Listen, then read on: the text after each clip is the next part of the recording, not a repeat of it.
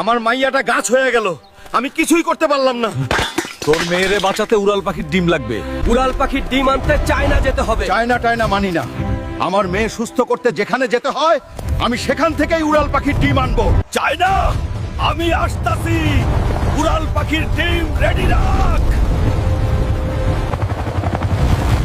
অবশেষে চায়না, ওই তো ডিম। ওই পাখি, ডিম দে, নরইলে তোর ডানা ভাঙা দিমু। তোর সাহস তো কম না, আমার ডিম নিতে আসছস? আজ তোরেই আমার বাচ্চার খাবার বানাবো।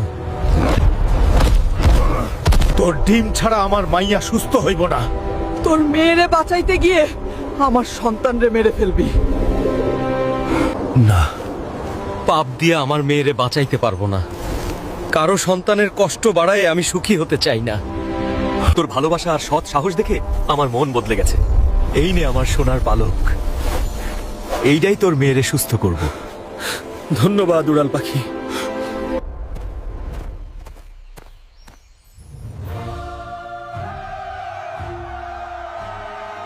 পালকটা কি সত্যই কাজ করবে?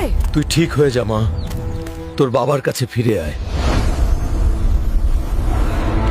আব্বা, আমি আবার নড়তে পারতাছি। দেখলি কবিরাজ, ডিম লাগে নাই, মন লাগছে। ভালো কাজ করলে ফল পাওয়া যাইবই। এখন লাইক আর সাবস্ক্রাইব করুন।